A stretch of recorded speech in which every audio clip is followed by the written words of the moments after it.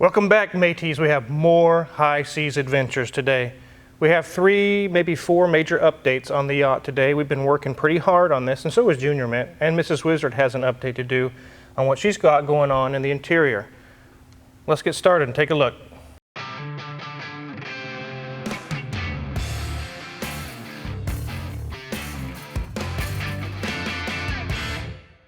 As with many times when you buy a car, what the seller tells you and what actually is the truth usually don't match up. I was understanding that these Outdrives have both been serviced and they both have new impellers and everything else. I've got them apart and I got them wire brushed and cleaned up and painted as best as I could. You can see that there was corrosion and pitting on them. The corrosion comes from not servicing the zincs on it. They're sacrificial zincs. I'll show you guys what they are here in a minute. But it corrodes the zinc instead of the body of the Outdrive. But they're still serviceable, they're still usable. I'm not going to throw them away. So I just painted them with Rust-Oleum black, and they should provide at least a few more years of service, if not more. But all the bearings inside, all the gears, everything's good. I was really pleased with that. But the outdrive of the engine that overheated, the impeller was completely just in pieces. I had to take the little cover off the side where the water inlet is and fish out all the rubber pieces. But these are going to go back together with all new impellers, new seals, new gaskets, everything with fresh new oil, and they'll be able to be usable again. I'm very happy about that. These are actually backwards right now because I have the paint drying, but basically the Outdrive split in half. And there's a shaft here that turns the propeller whenever you put it into gear or forward or reverse. That's all in good shape. That's the top half that bolts to the gimbal. You can see on the drive shaft on that one, it had got some water intrusion on it. I think the boots are bad. I've also got a boot kit we're going to show as soon as I get over to there. I'll show you that. But luckily, they're not destroyed. I'm very, very happy about that. I thought that I'd get these things apart and they're seized up, locked up, but they're not. That's one good thing. Let's go check out the impeller and the zinc I talked about.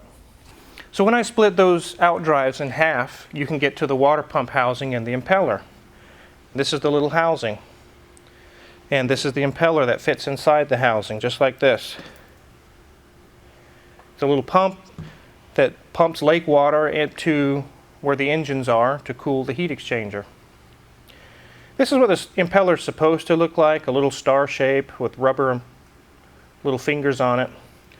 But when I pulled the impeller off for the engine that had overheated, this is what I found.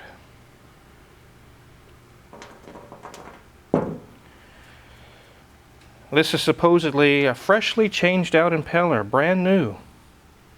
That thing's old. This one maybe has been changed out. This one has not. So that explains also why it overheat. That poor engine didn't have a chance. This is lack of maintenance, this is poor maintenance. And what happened is just a whole slew of things came in to try to destroy that engine. I feel sorry for that little engine. We have got it back together. We're waiting on a couple more gaskets, but it's to the point where it runs. One more thing I wanted to show you guys. There's supposed to be 2 zincs, one on each Outdrive. These just bolt into the back fin on the back side of the Outdrive, and it actually should have a little fin right here. This absorbs, I guess you could say, the corrosion. The corrosion attacks this instead of the body of the Outdrives. It's electrolysis or whatever you want to call it, and this one, you can see half of it's already eaten away. The other Outdrive didn't even have one. It's just an empty cavity where it's supposed to go. So that tells me that the zincs were not maintained at all. That's why we see the corrosion all over the Outdrives. Okay, let's go take a look at the engines. Let's hop up into the yacht. Okay, I'm going to go up to the helm and I'm going to start this engine and shut it right back off, and then start that engine and shut it right back off. This side doesn't have coolant. We're waiting for gaskets. It's not going to hurt it to run it for 3 or 4 seconds. Now, many people would argue you're going to damage your impellers in your Outdrive. No, I'm not, because the Outdrives aren't even mounted to the boat. They're laying on the ground outside. So that's not even an issue. We're going to go ahead and start, just let you guys hear them, that they actually run. Then we'll move on to the next thing. So we'll start with the starboard engine, which is the one that Mrs. Wizard's standing right over.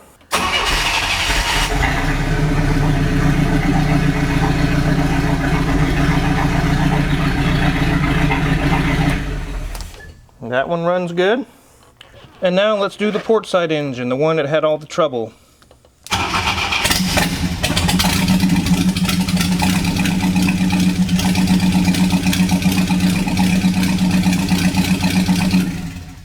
So they're alive again. They both run, they both start. We've got a little bit more assembly to go on this engine and put coolant in it. And then once we get the Outdrives on, we'll put the little muffs on it so water can run through and keep them cool, and then we can let them run a little longer.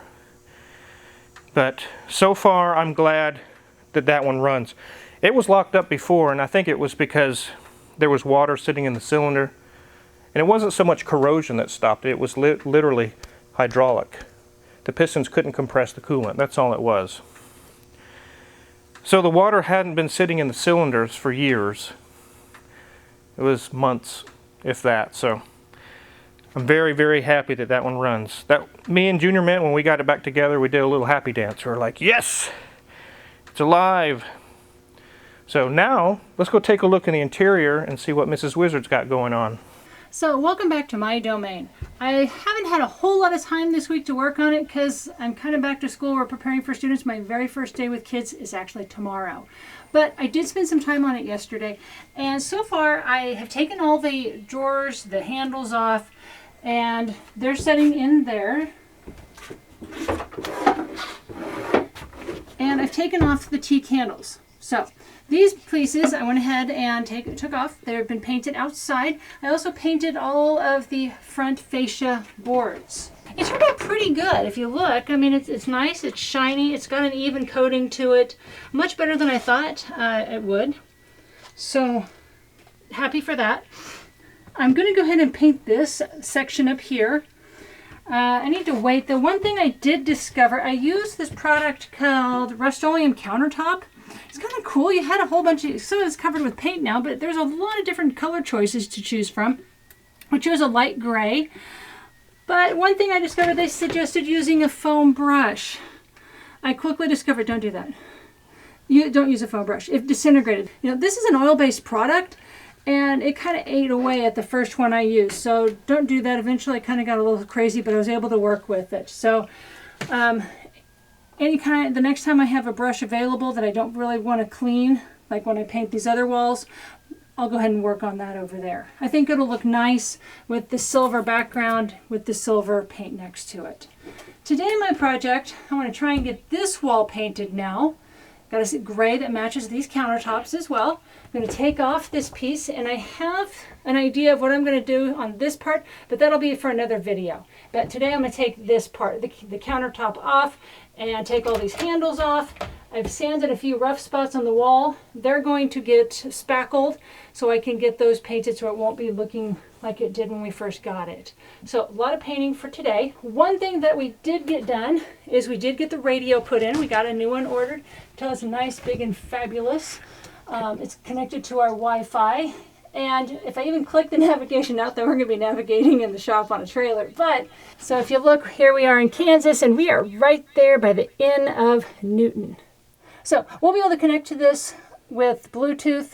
It is obviously for a car, but you can save a lot of money. We didn't have to buy the marine version, and this will work really well. One really cool thing about this is that actually if I flip this switch, it turns on a camera. It's actually the reverse camera for a car stereo, but we're going to put it on the front helm, not on its side considering that's the roof right now, but it'll be really cool to see what's going on outside the boat while we're down below. So that'll be a fun little thing we have. The last thing I have, and they're on order, is we are going to be replacing these lovely fluorescent lights. These things are massive behemoths. And so I have LED versions available, The one downfall to these is that you can see they're huge, and the LED versions will take up about 1/3 of this. So if we look under here, you can see there's a really big cavity here. And so I have a solution for this, but again, that'll be when we get these installed, and I'll show that on a future video.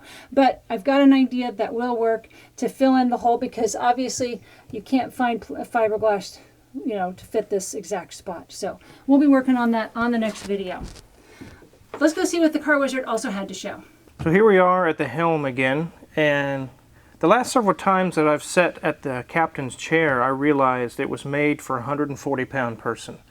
I'll demonstrate.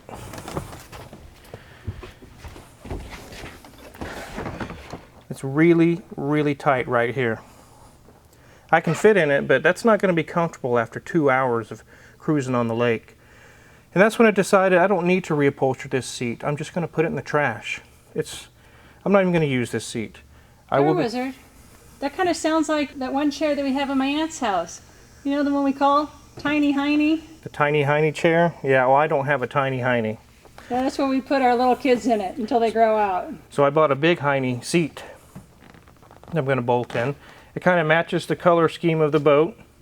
It's a little bit more whiter shade because it's not old and aged, but so I'll take this one out, unbolt it, and bolt this one in its place. It'll be much, much more comfortable. Being that we've been working on the boat up and down and all over the place, it's actually making the boat kind of dirty. So I'll wait till that's about the last thing I'll do. Clean up all the grease smudges and marks and everywhere that's on the boat, so we'll make it nice and clean. Okay, let's go ahead and head on down, and there's one more thing to show you. Now that we're on the ground and back to being landlubbers again, all those cabinet doors that Mrs. Wizard talked about removing and painting, here they are. She's got the countertop paint on them, and it's actually turned out very nice. The interior is going to be this light gray color instead of the old tan, very light beige, whatever it was. I guess it's an off-white, more of what it was. Now there'll be a nice light gray. We're actually filming this on Labor Day. And although I'm not working in the shop, I am laboring away on the yacht. But I don't mind doing that kind of labor. It's really enjoyable to me.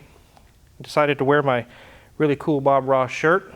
A lot of you guys compare me to him, I guess because of my voice or whatever. I figured I'll just kind of run with it and wear a shirt. So we've gotten a lot of work done on the yacht, but we have so much more to go. We've got to get the Outdrives back together, put them back on the boat. There's some things on the gimbal I'll show you guys in another video when we go to put these back on. We also have to finish assembling the engines. We got bilge pumps to put in. We have water lines and things to run. We got tons and tons of stuff to do. So we're not going to run out of yacht videos for quite a while. Keep you guys entertained with those. I know you guys like them. You've voiced your opinion in the comments, so we're definitely going to deliver on that. Really look forward to getting this thing on the water. Really, really look forward to that. That's going to be fun. We're hoping that next Labor Day, we're not working on the yacht. We're actually on the water, enjoying it, taking some family members out and having a good time. So that's the goal of the boat, to get it on the water, not just sit in the shop all the time. So make sure you check out my Amazon affiliates link in the description below. There's all the tools that I use there, and I get a small cut of that. Really appreciate that from you guys. If you haven't hit the subscribe button already, I really recommend that you do that now. Many more cool yacht videos to come and car videos. And thanks for watching.